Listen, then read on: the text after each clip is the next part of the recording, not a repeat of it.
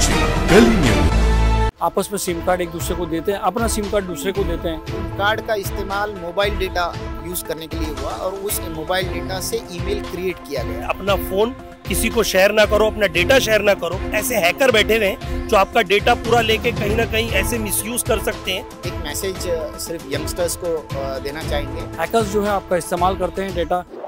दोस्तों आज एक केस की बात करेंगे, केस नहीं एक अवेयरनेस की बात करेंगे। जो लोग आपस में सिम कार्ड एक दूसरे को देते हैं, अपना सिम कार्ड दूसरे को देते हैं, तो किस तकलीफ में तक फंस सकते हैं, उस केस का उस बारे में हम आपको आज बताएंगे। यहाँ पर एडवोकेट शानी लाही है, एडवोकेट करीम पठान साहब हमारे साथ हैं।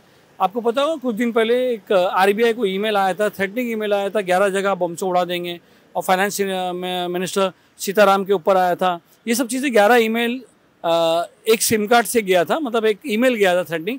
पुलिस ने तहकीक करते हुए 3 जन को पकड़ा। अब इंटरेस्टिंग बात इसमें यह है कि जो सिम कार्ड बदलते हैं, ज़्यादा तवज्जो वो है कि जो लोग सिम कार्ड बदलते हैं उनको इस बात को बराबर ध्यान देना, कभी किसी को अपना सिम कार्ड न दे। बात करते हैं करीम पठान साहब। करीम पठान साहब पहले ही बताइए कि क्या मसला था। देखिए, एक कंप्लेंट लॉज होती है MRMR पुलिस स्टेशन में, जिसमें ये बताया जाता है कि रिज़र्व बैंक ऑफ इंडिया के जो सिक्योरिटी ऑफिसर है उनको एक मेल आता है जो एक थ्रेटनिंग ईमेल था, जिसपे ये लिखा गया था कि रिज़र्व बैंक ऑफ इंडिया और बाकी के दिगर ऐसे 10 इम्पोर्टेंट ऑफिसेस है, वहाँ पर बॉम्ब इम्प्लांटेशन किया गया है और इमीडिएटली फाइनेंस मिनिस्टर रिज़ाइन कर दें वरना अंजाम बुरा होगा। इस तरह का एक उनको ईमेल आता है। वो अकॉर्डिंगली उस ईमेल के को बेस बनाते हुए वो कंप्लेंट फाइल करते हैं कि FIR रजिस्टर होता है। और ड्यूरिंग इन्वेस्टिगेशन ये पता चलता है कि जो ईमेल गया है, जिस सिम कार्ड से गया है, वो एक गुजरात बड़ौदा से है। तो पुलिस इन्वेस्टिगेशन के दौरान 3 लोगों को अरेस्ट करती है, जिसमें से 3 लड़के हैं। एक अंडा भुर्जी की दुकान पे काम करता है, दूसरा जो है वो एक पान शॉप में काम करता है, और तीसरा एक छोटा मोटा नौकरी करता है एक NGO में। तो इन्वेस्टिगेशन में ये पता चलता है कि जो सिम कार्ड था वो अंडा भुर्जी जो शॉप चलाता है वो लड़का, उसने अपना सिम कार्ड अपने दोस्त को दिया जो पान शॉप वाला है, और उसने ये सिम कार्ड अपने एक रिश्तेदार को दिया जो तीसरा एक्यूज्ड है। और पुलिस तीनों को अरेस्ट करती है, इन्वेस्टिगेशन करती है, और इन्वेस्टिगेशन करने के बाद चार्जशीट भी फाइल होती है, और अल्टीमेटली फ़िलहाल अरेस्ट हो जाती है। और फिलहाल स्टेटस ये है कि तीनों का बेल हो गया है। तो ये तीनों इतने सीरियस एलिगेशन है, सिम कार्ड बदले, सिम कार्ड उसने उसको दिया, उसने उसको दिया, तो what was the ground of the bail, मतलब क्या एलिगेशन था और क्या बेल था, बेल के आर्गुमेंट्स क्या थे? जो एलिगेशंस तो मैंने अभी बताया आपको कि जो एलिगेशंस लगाए गए थे। रही बात जो जिन ग्राउंड पे बेल हुआ है, इनका सेशंस कोर्ट ने बेल दिया। इस पर काफ़ी बहस हुई। बहस के दौरान ये पता चला कि जो आरोपी हैं वो इलिटरेट हैं, और उनके तरफ से ये एक नेग्लिजेंस हुआ है कि उन्होंने अपना एक सिम कार्ड अपने दोस्त के साथ शेयर किया।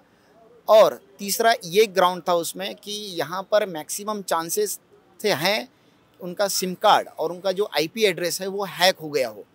अदरवाइज़ ये सब मैसेज जाने के पीछे इन तीनों का कोई ऐसा मोटिव चार्जशीट में या इन्वेस्टिगेशन में सामने नहीं आया, और ना ही ये 3 लोग किसी ऑर्गेनाइजेशन से या किसी एसोसिएशन से कनेक्टेड थे, और इस ग्राउंड पे जज ने बेल दे दी है। ये जो सिम कार्ड चेंज किया, मगर उससे तो ईमेल नहीं बनता है। सिम कार्ड से और ईमेल का क्या था, फ़ोन थोड़ी आया था। सिम कार्ड का इस्तेमाल मोबाइल डेटा यूज़ करने के लिए हुआ और उस मोबाइल डेटा से ईमेल क्रिएट किया गया, ये एलिगेशन था। अब वो ईमेल आईडी इसी सिम कार्ड से था, इसी सिम कार्ड से बना था, ऐसा एलिगेशन आया था। लेकिन हमारा आर्गुमेंट यही था कि सर ये जो ईमेल आईडी बना है ये खुद हैक करके बनाया गया है, और इस पुलिस ने अपने केस के सपोर्ट में कि ये सिम कार्ड और ये ईमेल आईडी इन्होंने ही बनाया, ऐसा कोई सब्सटेंटिव प्रूफ कोर्ट में नहीं प्रूफ किया। बट सिम कार्ड चेंज हुआ है, बराबर, उसने उसको दिया, उसने उसको दिया, बराबर। That is not a normal procedure. आदमी एक को ही देता है सिम कार्ड, नॉर्मल प्रोसेस नहीं है। और उसी सिम कार्ड से जो एक थ्रेटनिंग ईमेल जाता है, तो इसको कैसे देखेंगे आपके?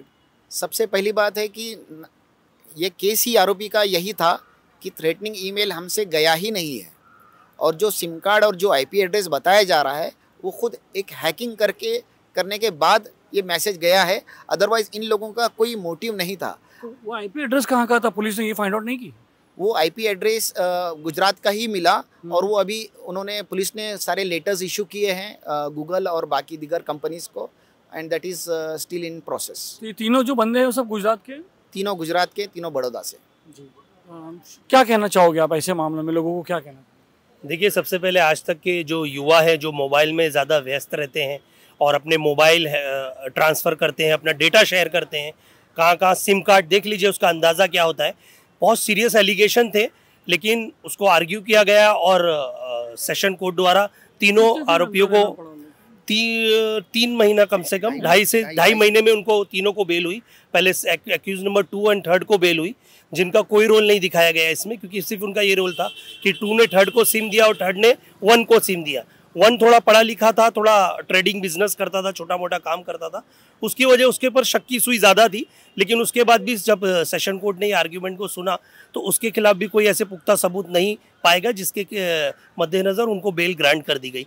यही युवाओं को संदेश देना है, अपना फ़ोन किसी को शेयर ना करो, अपना डेटा शेयर ना करो, क्योंकि ऐसे प्रॉक्सी मेल, ऐसे हैकर बैठे हुए हैं जो आपका डेटा पूरा लेके कहीं ना कहीं ऐसे मिसयूज़ कर सकते हैं, जो आपके ऊपर इतने सीरियस एलिगेशन लग सकते हैं कि आपको कहीं ना कहीं बेल लेने में काफ़ी मुश्किलात साबित होती है। और कहीं ना कहीं आपको पता है जिस तरह का आजकल माहौल चल रहा है, तो कहीं ना कहीं टारगेटेड बनाए जा रहे हैं बच्चे, और युवा बहुत ज़्यादातर एक्टिव है आजकल मोबाइल में। तो इसी तरह से जागरूक रहें और एक दूसरे को डेटा शेयर ना करें, सिम कार्ड शेयर ना करें, यहाँ तक कि फ़ोन नंबर भी जो आजकल होते हैं ना, एक फ़ोन दे दीजिए करना है, वो किसे कर रहा है, कौन आरोपी को कर रहा है, वो लास्ट टाइम था उसका, वो कॉल का, कोई भी ऐसे इंसिडेंट बहुत होते हैं। तो इस चीज़ से बचें, मेरा यही मानना है। इनके नाम बताएंगे आप, कौन कौन थे और क्या क्या काम है? एक का नाम था अर्शिल का नाम था आदिल, दूसरे का था वसीम, और तीसरा वाले का क्या नाम था? आदिल मलिक। और जो सिम कार्ड दिया जो थे दूसरे थे, उनका नाम है वसीम, और तीसरे जो हैं उनका नाम था अर्शिल। तो दोस्तों देखिए, सिम कार्ड देने से कहाँ तक नौबत आ सकती है, सतर्क रहे, होशियार रहे। एक मैसेज सिर्फ यंगस्टर्स को देना चाहेंगे कि जितने हमारे आपके सोशल मीडिया अकाउंट्स हैं और आप किनको उन पर फॉलो कर रहे हैं, सोशल मीडिया अकाउंट्स में इंस्टाग्राम, फेसबुक, ट्विटर, आपका टेलीग्राम, और इस पर आप किनको फॉलो कर रहे हैं वो भी मायने रखता है। आपने वेरीफाई करना चाहिए आपके पासवर्ड, आपके जो अकाउंट्स हैं उनको सेफ और सिक्योर रखें, एक दूसरे से शेयर ना करें। ये एक आखिरी मैसेज। हमारे लोग को भी बहुत लोग फॉलो करते हैं, जाहिर सी बात है, मैंने ये कहा कि पहले वेरिफिकेशन करें, अगर फॉलो करने के काबिल है तो फॉलो करें, अदरवाइज ना करें। क्योंकि सलीम भाई, सबसे बड़ी बात इसमें यह है कि वो कहाँ से है। जैसे पठान साहब ने भी ये बहुत एक अहम मुद्दा है कि वो जिसका आप ये जो आपको फेसबुक पे ये रिक्वेस्ट भेजते हैं वो कहाँ से है, कहाँ से रहने वाला है, क्या कारोबार क्यों किया, ये भी आपके इन्वेस्टिगेशन का एक बहुत बड़ा पार्ट हो सकता है। तो अपनी जितनी भी सोशल मीडिया के अकाउंट हैं, किसी को पर्सनल आईडी शेयर ना करें, किसी को भी, चाहे वो आपके घर का ही बंदा क्यों ना हो। कभी ना कभी ऐसी चीज़ें अगर हैक होती हैं तो आपके लिए खतरनाक साबित हो सकती है। तो दोस्तों देखिए, अपना सतर्क रहे सोशल मीडिया, क्योंकि आजकल बहुत लोग यूज़ इस्तेमाल कर रहे हैं। कहीं ना कहीं बहुत सारी चीज़ें देखना पड़ता है। एक जरी सी गलती की वजह से, एक जरी सी नादानी की वजह से बहुत बड़ा जो है कानून के गिरफ्त में आ जाते हैं। हैकर्स जो है आपका इस्तेमाल करते हैं डेटा, और आपको कहीं ना कहीं बहुत लंबे अरसे तक जेल के पीछे रहना पड़ता है। सलीम शेख, गरी न्यूज़।